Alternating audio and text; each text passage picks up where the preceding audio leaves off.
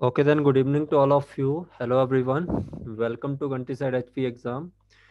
तो आज की वीडियो में हम बात करेंगे एंशियंट इंडिया के बारे में, जो आप लोगों का है प्राचीन भारत। ये आप लोगों का एक डेमो लेक्चर है, जो कि 2 या 3 दिन तक आप लोगों का ऐसे रेगुलर चलता रहेगा सेम टाइम में। और कल से आप लोगों की कुछ एक और क्लासेस होंगी इसके ऊपर, तो प्लीज़ आप लोग देखते रहिए। आज जो हम पढ़ेंगे, हमारा पहला टॉपिक रहेगा हिस्ट्री में, एंशियंट हिस्ट्री का। जैसा आप लोगों को पता है कि जो आप लोगों की इंडियन हिस्ट्री है,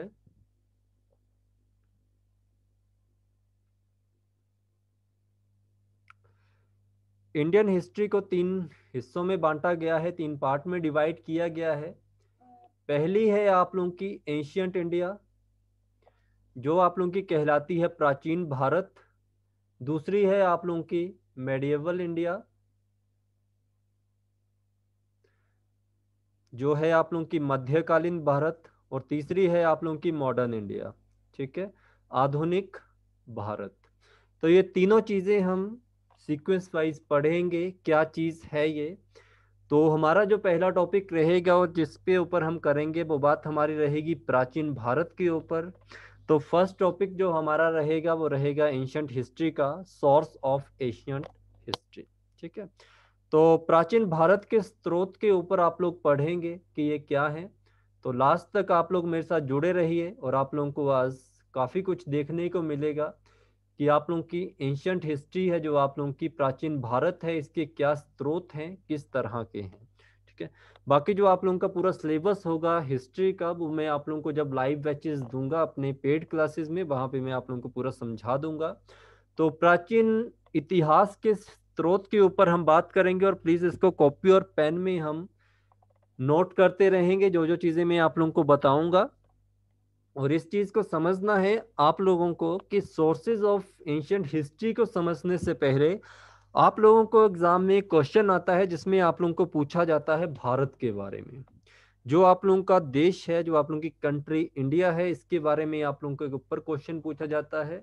तो बात अगर प्राचीन हिस्ट्री या आप लोगों की प्राचीन भारत की हो रही है, तो सबसे पहले हमें ये पता होना चाहिए कि जो हमारा देश भारत है, हिंदुस्तान है, और इसके अलग अलग और नाम है, इसका ओरिजिन कहाँ से हुआ था।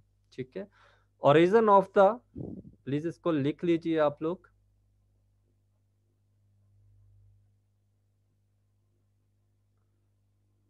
Name of our country.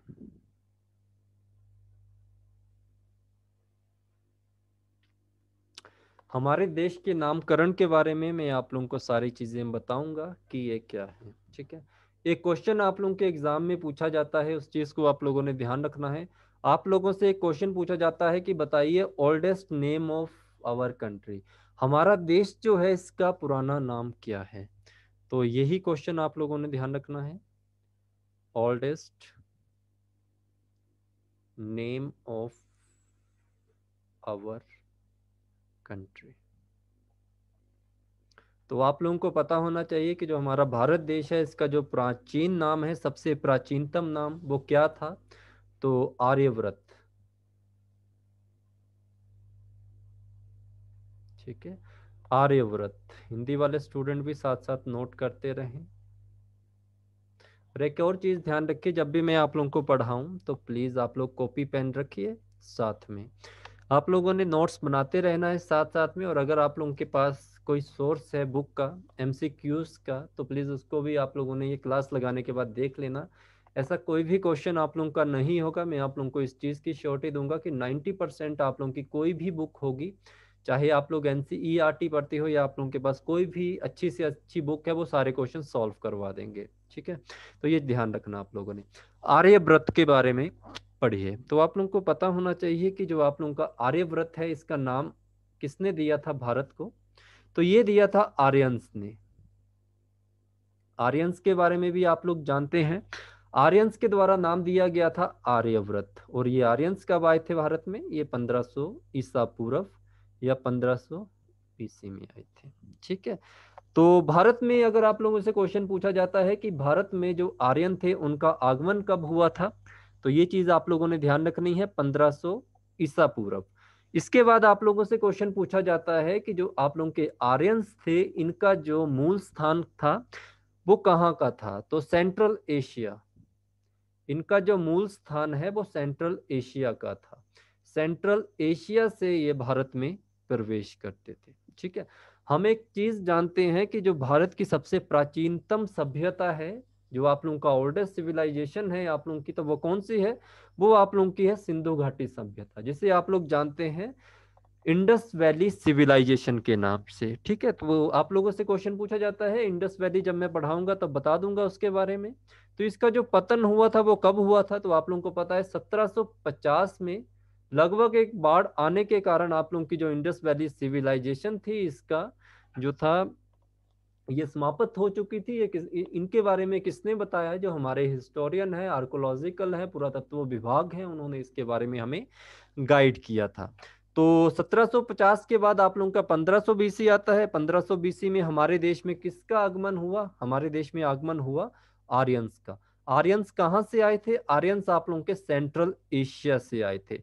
और आप लोगों से ये क्वेश्चन पूछा जाता है, अगर आप लोग प्रिपेयर कर रहे हैं एचएएससी या यूपीएससी को, कि आर्यंस का जो मूल स्थान था वो आज के समय में कौन सा स्थान है? तो याद रखना आप लोगों ने, जो कजाकिस्तान है, उज्बेकिस्तान है, तुर्कमेनिस्तान है, ये सारे आप लोगों के उस समय के सेंट्रल एशिया का पार्ट होते थे। और एक है आप लोगों का किर्गिस्तान। हाँ, किर्गिस्तान का भी नाम आप लोगों ने याद रखना है। यहीं से आप लोगों के कौन आए थे? आर्यंस आए थे। ठीक है, यहीं से हम बात करेंगे आर्यंस की। अब आप लोगों से एक और क्वेश्चन पूछा जाएगा। 3 क्वेश्चन तैयार हो गए। पहला क्वेश्चन आप लोगों से पूछा गया, मैंने आप लोगों को बताया oldest name of our country, हमारे देश का पूरा प्राचीन, सबसे प्राचीन नाम क्या था? आर्यव्रत। तो किसने नाम दिया था? आर्यंस ने दिया था। आर्यंस भारत में कब आए थे? 1500 बीसी में। और इन्होंने भारत में, सॉरी, ये इनका मूल स्थान कहाँ था? सेंट्रल एशिया, जो मध्य एशिया है। अब आप लोगों से क्वेश्चन पूछा जाता है कि जो आप लोगों के आर्यंस थे, इन्होंने एंटर कहां से किया था भारत देश में? इनका एंटर स्थान काफी इंपॉर्टेंट है, यहां से भी क्वेश्चन पूछेंगे आप लोगों से। तो याद रखना है, भारत का जो नॉर्थ वेस्टर्न एरिया है, वहां से इन्होंने एंट्रेंस लिया था, मतलब भारत से ये अंदर आए थे। तो उत्तर पश्चिमी भारत जो आप लोगों का है, वहां से इन्होंने भारत में प्रवेश किया था। आप लोगों से एक और क्वेश्चन पूछा जाता है कि नॉर्थ वेस्टर्न इंडिया को किस नाम से जाना जाता है? तो सिंपल सी बात याद रखना, सप्त सैंधव के नाम से जानते हैं इसको। सप्त सैंधव। ये कुछ एक इंपॉर्टेंट चीजें हैं जो आप लोगों को हो सकता है किताबों में कम मिले, तो प्लीज इनको नोट डाउन करते रहना कि सप्त सैंधव क्या है। आप लोगों का क्वेश्चन पूछा गया है। तो सप्त सैंधव आप लोगों का भारत में प्रवेश करने का स्थान है, जो आप लोगों का नॉर्थ वेस्टर्न इंडिया में पड़ता है। और इसी से ऊपर आप लोगों को ये क्वेश्चन पूछा जाता है, एक और चीज ध्यान रखना, आप लोगों की मॉडर्न हिस्ट्री में अगर आप लोगों ने ध्यान रखना इस चीज को, 1935 जब हम पढ़ेंगे मॉडर्न हिस्ट्री का, तो सप्त सैंधव का वहां पे भी हम डिस्कशन करेंगे। 1935 में एक पर्सन थे जिनका नाम था चौधरी रहमत अली। तो चौधरी रहमत अली ने इसी स्थान को किस नाम से पुकारा था? पाकिस्तान। पाकिस्तान शब्द आप लोगों का यहां से आया था। ठीक है, तो ये याद रखना, सप्त सैंधव से डिफरेंट क्वेश्चन आप लोगों को पूछे जाते हैं, तो याद रखिए इसके। चौधरी रहमत अली के द्वारा जो आप लोगों का नॉर्थ वेस्टर्न इंडिया है, जो सप्त सैंधव है, इसको पाकिस्तान का नाम दिया गया था। ठीक है, तो ये चीज आप लोगों ने ध्यान रखना है। इस मैप से कुछ चीजें याद रखना, ये आपका नॉर्थन एरिया है, ये ईस्टर्न है, ये साउथ है और ये वेस्ट है। तो यहाँ पे आप लोगों का कश्मीर है, नॉर्थ में आप लोगों का कश्मीर, साउथ में याद रखना आप लोगों ने नॉर्दर्न राजस्थान,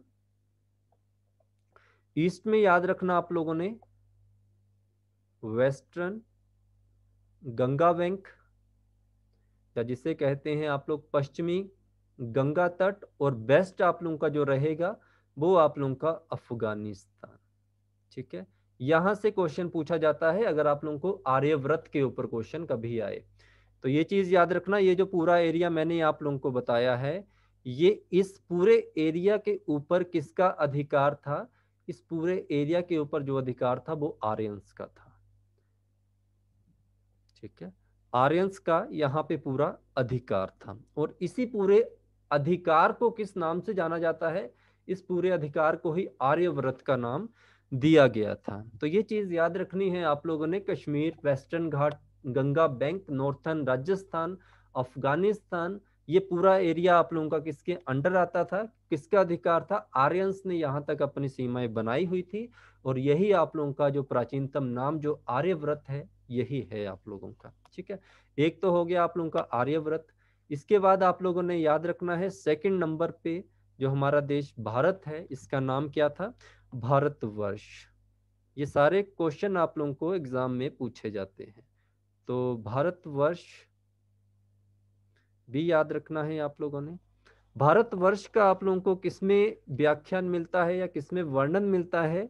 तो इसमें आप लोगों के दो नाम आप लोगों ने याद रखने हैं। एक तो आप लोगों का विश्व का जो महाकाव्य है, सबसे बड़ा महाकाव्य जो आप लोगों का महाभारत है, उसमें आप लोगों के भारतवर्ष का नाम डिस्कस किया गया है,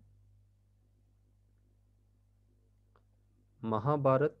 इससे क्वेश्चन पूछा जाता है कि वर्ल्ड का लार्जेस्ट, आप लोगों का सबसे बड़ा जो एपिक या महाकाव्य है, वो आप लोगों का महाभारत है। यहाँ से आप लोगों ने याद रखना है, दो पर्सन का नाम याद रखना, एक है दुष्यंत और आप लोगों की शकुंतला। इनका जो पुत्र हुआ था उसका नाम था भरत। महाभारत में डिस्कस किया गया है कि जो आप लोगों के दुष्यंत और शकुंतला हैं, उनका जो बेटा था जिसका नाम था भारत, जो कि फ्यूचर में आप लोगों का जो बाद में प्रसिद्ध हुआ सम्राट भरत के नाम से। और ये आप लोगों का जो पर्सन है, ये बाद में फेमस होगा किस नाम से? सम्राट भरत के नाम से। और माना जाता है कि सम्राट भरत के नाम से ही भारत देश का नाम पड़ा था, भारत वर्ष। ओके, तो ये चीज आप लोगों ने ध्यान रखनी है, यहाँ से क्वेश्चन बनेगा। सेकंड आप लोगों से पूछा जाएगा इसके अलावा किसमें आप लोगों को डिस्कशन देखने को मिलता है? फिर आप लोगों की आती है यहाँ पे जैन माइथोलॉजी। ये इंपॉर्टेंट है। तो जो आप लोगों की जैन माइथोलॉजी है, ये इसके बारे में क्या कहती है कि जो जैन मान्यता है वो इसके बारे में कहती है कि अभी तक जो जैन धर्म है, इसमें कितने धर्म गुरु हुए हैं? इसमें आप लोगों के 24 धर्म गुरु हुए हैं। ठीक है, तो आपसे एक क्वेश्चन पूछा जाता है जैन धर्म में कितने तीर्थंकर हैं आप लोगों के? तो 24 तीर्थंकर हैं आप लोगों के। कर याद रखनी है आप लोगों ने। और प्रथम तीर्थंकर का क्या नाम था? तो याद रखिए, ऋषभ देव था इनका नाम। और ऋषभ देव का दो बेटे थे, जिनमें से बड़ा बेटा था आप लोगों का, उसका नाम था भारत। और जो इसके बाद के बेटे थे उनका नाम था गोमतेश्वर। ठीक है, तो माना जाता है, जैन माइथोलॉजी कहती है कि जो भारतवर्ष का नाम पड़ा है वो ऋषभ देव के बड़े बेटे जिनका नाम था भरत, उनके नाम से पड़ा है। तो ये भी चीज आप लोगों की क्लियर होगी। इसके बाद भारत का तीसरा नाम क्या है? जो हमारा देश भारत है, इसका तीसरा नाम क्या है? तो हम जानते हैं हिंदुस्तान। इसको हिंदुस्तान के नाम से भी जाना जाता है। तो यहां से एक और क्वेश्चन क्रिएट होता है कि भारत के ऊपर पहला विदेशी आक्रमण कब हुआ था? मतलब first foreign invasion of India. तो पहला क्वेश्चन एक ये भी एक लिख लीजिए, भारत देश के ऊपर पहला विदेशी आक्रमण कब हुआ था? तो आप लोग जानते हैं 518 बीसी में, 518 ईसा पूर्व में किसने किया था? पर्शियंस के द्वारा। पर्शियंस के द्वारा भारत में आक्रमण किया गया है। यहाँ से क्वेश्चन पूछ लिया जाता है आप लोगों को स्टैटिक में कि पर्शियंस जो आप लोगों का है, इसका पुराना नाम क्या था? तो पर्शिया आप लोगों का इसका पुराना नाम था ईरान। तो ये चीज ध्यान रखनी है आप लोगों ने। उस समय ईरान में एक डायनेस्टी हुआ करती थी, वो क्या थी आप लोगों की? तो याद रखना, हकामानी डायनेस्टी।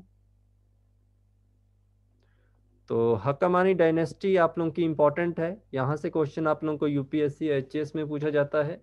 तो यहाँ के एक रूलर थे, उनका नाम याद रखिए आप लोग।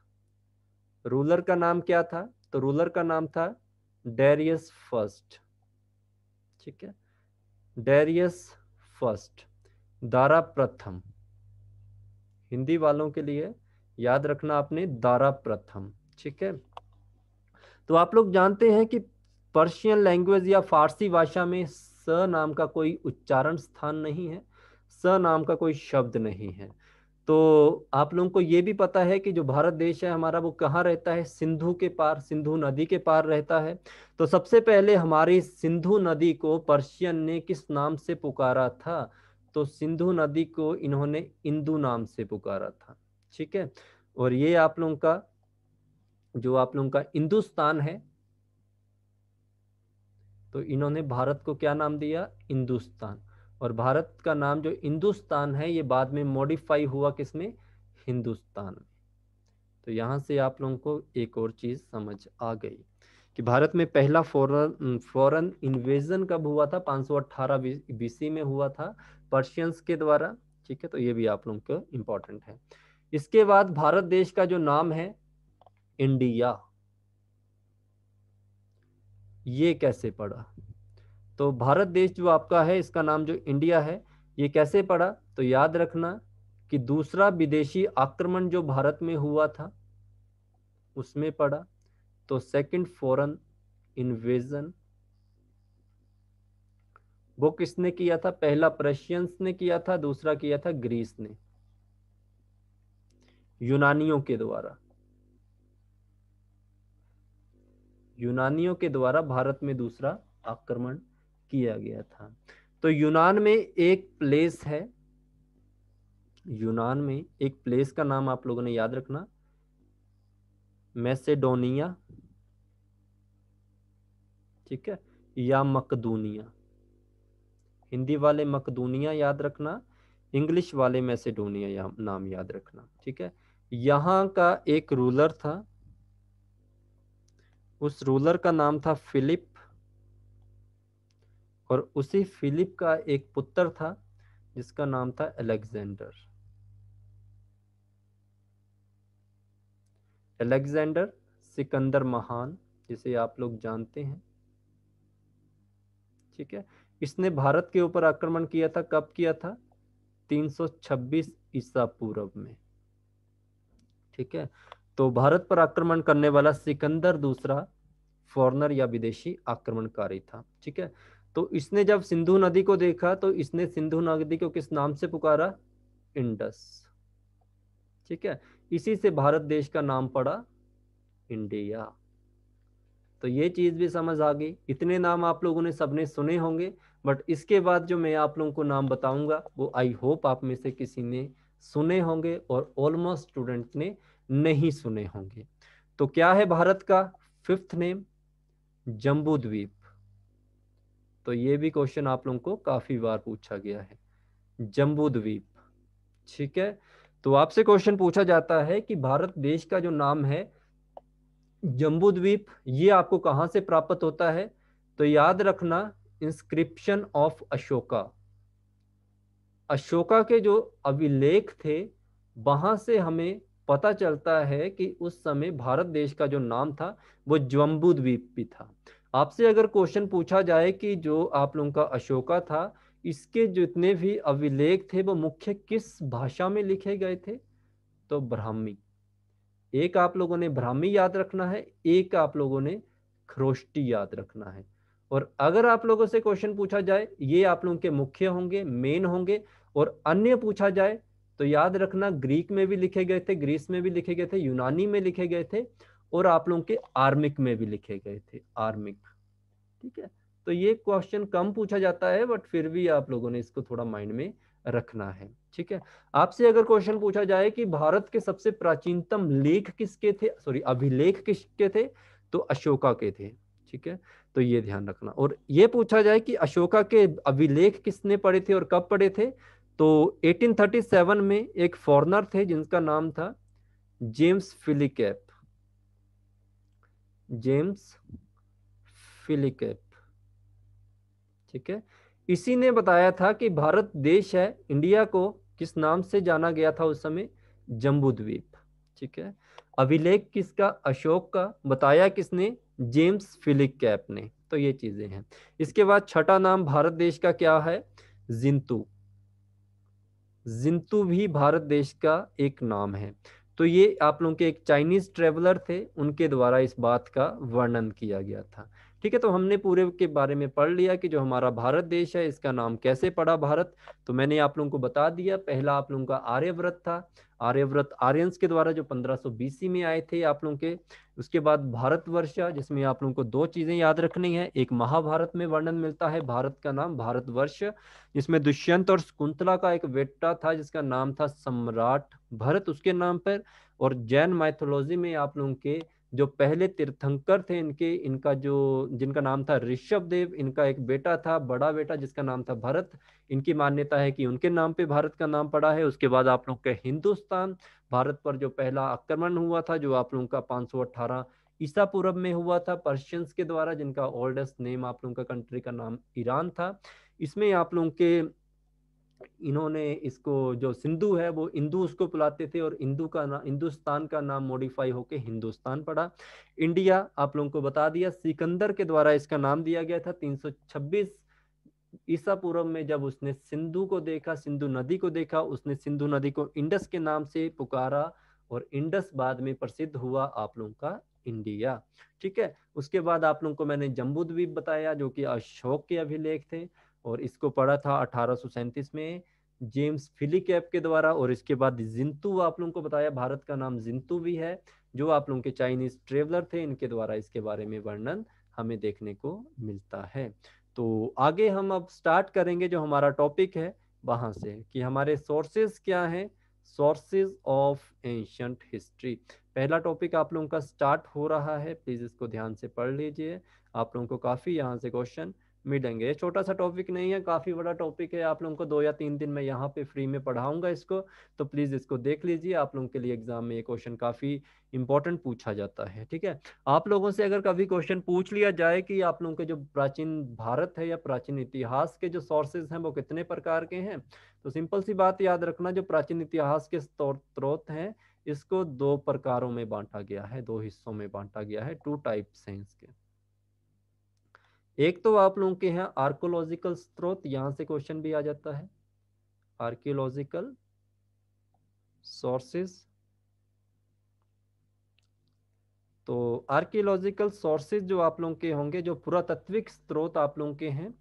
और एक है आप लोगों के लिटरेरी सोर्सेज, लिटरेरी सोर्सेज। तो ये चीज आप लोगों ने ध्यान रखनी है। ये होते हैं आप लोगों के साहित्यिक स्रोत, और ये होते हैं आप लोगों के पुरातात्विक स्रोत।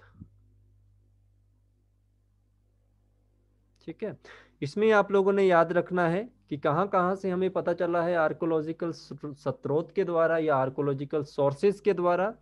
सबसे पहले आप लोगों के जो होते हैं फॉसिल्स, अवशेष, अवशेषों से हमें पता चला है प्राचीन भारत के इतिहास के बारे में। इसके बाद आप लोगों ने याद रखने हैं आप लोगों के जो अभिलेख होते हैं, इंस्क्रिप्शन जो आप लोगों की होती हैं, वहां से पता चला है। जो आप लोगों के अभिलेख होते हैं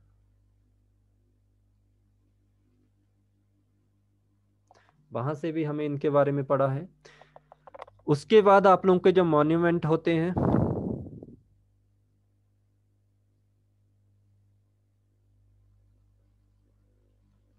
स्मारक,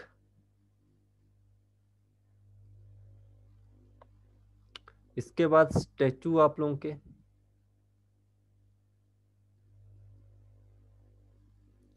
जो मूर्तियां आप लोगों की। इसके अलावा कहाँ से पता चलता है, कॉइन्स होंगे, सिक्कों से पता चलता है हमें।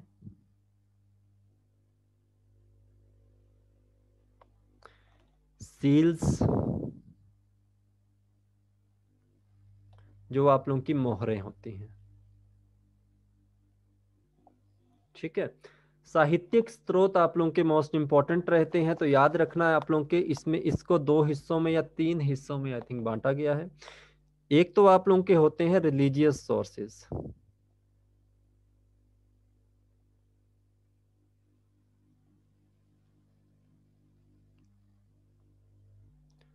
जो कहलाते हैं धार्मिक स्रोत।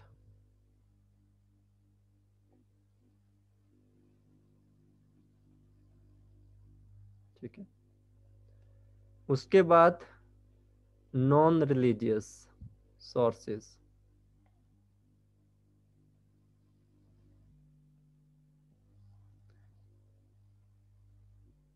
गैर धार्मिक।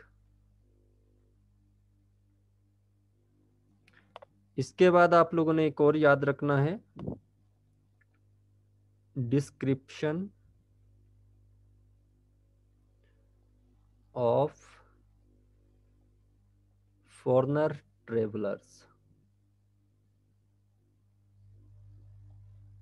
ठीक है, विदेशी यात्रियों का विवरण जो हमारा होता है वहां से भी हमें पता चलता है। ठीक है, इंपॉर्टेंट जो चीज है आज जो हम बात करेंगे वो हम करेंगे लिटरेरी सोर्सेस के ऊपर।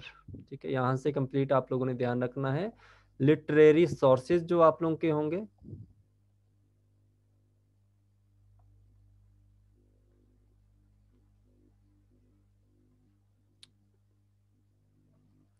लिटरेरी सोर्सेज में आप लोगों के तीन आप लोगों ने याद रखने हैं जो मैंने आप लोगों को बताया। एक रिलीजियस सोर्स होंगे आप लोगों के, नॉन रिलीजियस होंगे, और डिस्क्रिप्शन ऑफ फॉरेनर ट्रेवलर। ठीक है, विदेशी यात्रियों का विवरण जो आप लोगों का होगा, जिसमें हम लोग इन चीज़ों को पढ़ेंगे, जिसमें सबसे पहले जो हमारा रहेगा वो आप लोगों का रिलीजियस सोर्सेज होंगे, धार्मिक स्रोत जो आप लोगों के हैं उनकी हम बात करेंगे। धार्मिक स्रोतों को तीन हिस्सों में बांटा गया है। आज आप लोगों को समझ आएगा कि इन चीज़ों को जो हम डायरेक्ट एज ए टॉपिक पढ़ते थे वो टॉपिक कहाँ से जनरेट होता है आप लोगों का। ठीक है, तो रिलीजियस सोर्सेज में आप लोगों ने ध्यान रखना है, सबसे पहले आप लोगों ने रखने हैं यहाँ पे ब्राह्मण टेक्स्ट, ब्राह्मण टेक्स्ट नंबर 1, ये तीन हिस्सों में बंटा है। दूसरे में आप लोगों ने याद रखने हैं बुद्धिस्ट, और तीसरा आप लोगों का होगा जैन टेक्स्ट। ठीक है, ब्राह्मण टेक्स्ट, बुद्धिस्ट टेक्स्ट और आप लोगों के जैन टेक्स्ट, मतलब ब्राह्मण ग्रंथ, बुद्धि बौद्ध ग्रंथ और जैन ग्रंथ आप लोगों के। तो ब्राह्मण टेक्स्ट में आप लोगों के कौन कौन से आ जाएंगे, जैसे आप लोगों के वेदास हो गए। ठीक है, ये इसका हिस्सा है। वेदास के बाद आप लोगों के होंगे ब्राह्मण टेक्स्ट, ब्राह्मण टेक्स्ट। ठीक है, फिर आप लोगों के उपनिषद जो आप लोगों के हैं,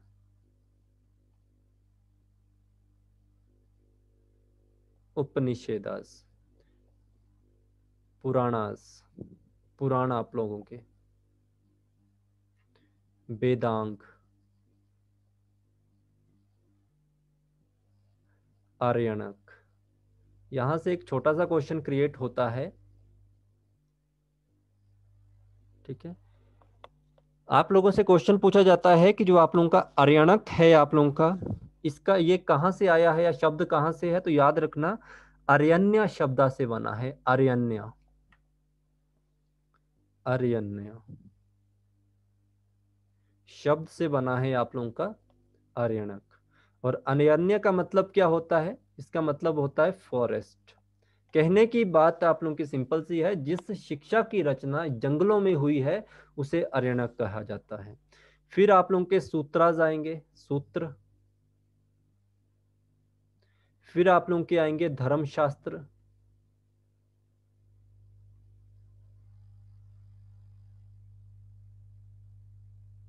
फिर आप लोगों के आएंगे एपिक, महाकाव्य।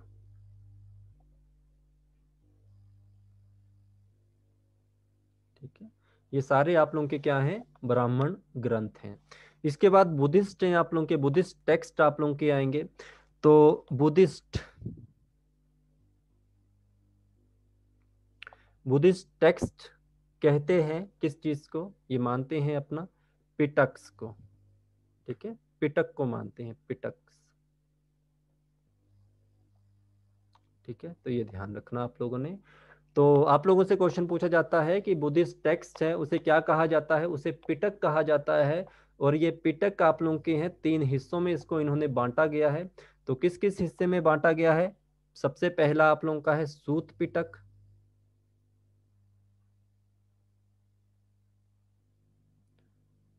दूसरा है आप लोगों का विनय पिटक,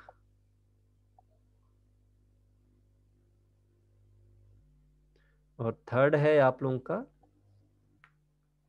अभिधान पिटक। तीनों को याद रखना आप लोगों ने, इंपॉर्टेंट है आप लोगों के लिए काफी ज्यादा। अभिधान पिटक, ठीक है। फिर आप लोगों के जैन टेक्स्ट आते हैं।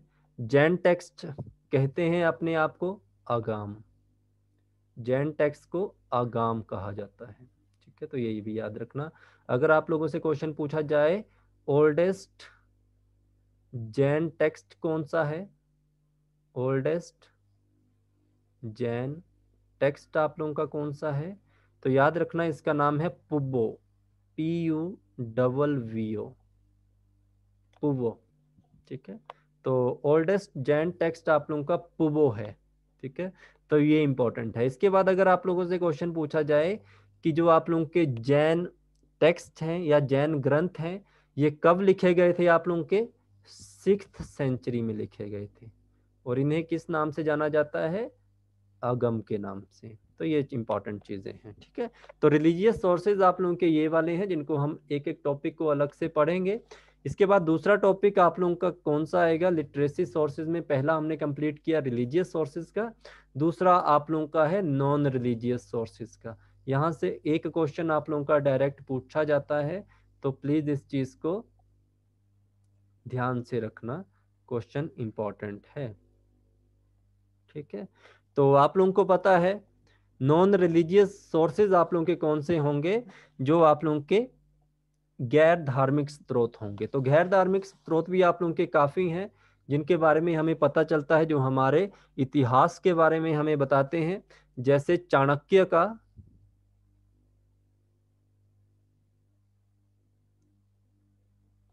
अर्थशास्त्र, इंग्लिश में भी ऐसे ही लिखा जाएगा, ठीक है। पतंजलि का महाभाष्य, पतंजलि का द्वारा लिखा गया था महाभाष्य, मेगस्थनीज के द्वारा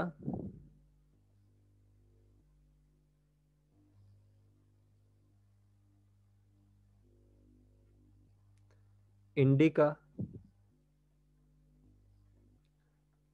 चरक के चरक संहिता,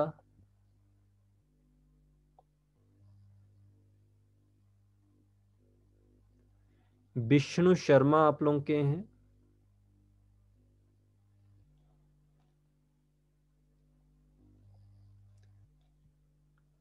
इनका पंचतंत्र,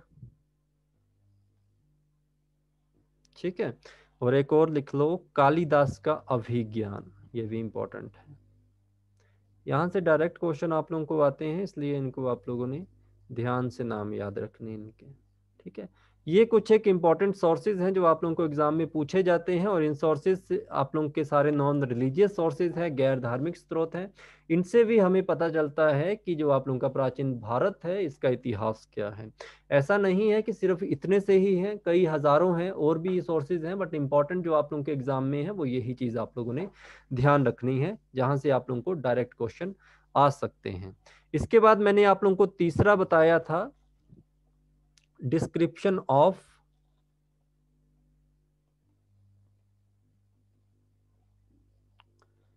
फॉरेनर ट्रेवलर्स,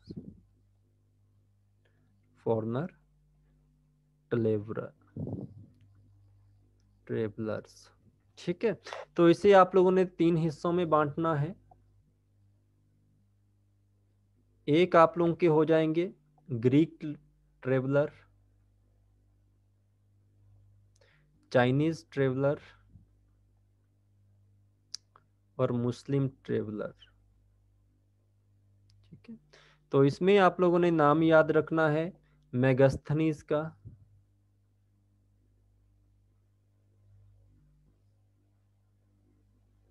जिन्होंने इंडिका बुक लिखी है। फिर आप लोगों ने एक नाम याद रखना है टेसियस का, इनके स्रोत से भी। और फिर आप लोगों ने हेरोडोटस का नाम याद रखना है,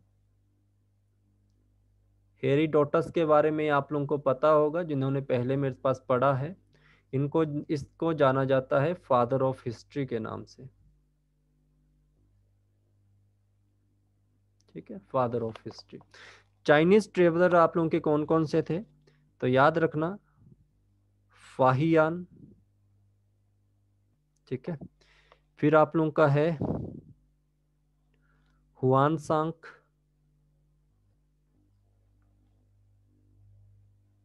ठीक है, फिर आप लोगों ने याद रखना है टंग यंग का नाम याद रखना आप लोगों ने, टंग यंग। और एक और इम्पॉर्टेंट है आप लोगों के, इत सिंह। इनका नाम याद रखना है, इंपॉर्टेंट है। मुस्लिम ट्रेवलर आप लोगों को पता है इब्न बतूता।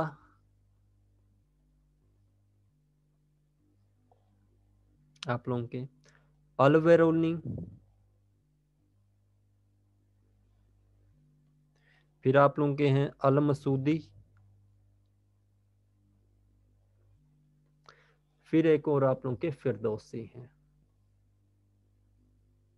ठीक है, इन सबका आप लोगों ने नाम याद रखना है, जिनके बारे में आज आप लोगों ने पढ़ा है। टोटल मैंने आप लोगों को जो टॉपिक कंप्लीट करवाया है, ये जस्ट आप लोगों को इंट्रोडक्शन दी है मैंने, कि ये आप लोगों के कुछ एक इंपॉर्टेंट टॉपिक है। जिसमें हमने पहला टॉपिक पढ़ा है आज का, जिसमें हमने सोर्सेज ऑफ एंशिएंट हिस्ट्री के बारे में पता किया, कि जो आप लोगों का प्राचीन इतिहास है, इसके स्रोत क्या हैं, जहाँ से हमें इसके बारे में पता चलता है। तो ये सारे स्रोत हैं आप लोगों के, जिनको मैंने आप लोगों को छोटा छोटी चीज़ें आप लोगों को बताई है। इनका जो डिटेल होगा वो हम कल पढ़ेंगे, जिसके बारे में आप लोग पूरी चीज़ें जानेंगे कि क्या क्या ये चीज़ें हैं, और आप लोगों को पता होना चाहिए, जहाँ से डायरेक्टली आप लोगों को इसी टॉपिक से 2 या 3 क्वेश्चन आते हैं। तो प्लीज़ इस चीज़ को आप लोग ध्यान में रखिए। Thank you for watching. में मिलते हैं आप लोगों के साथ कल की क्लास में। Thank you so much. Good night to all of you.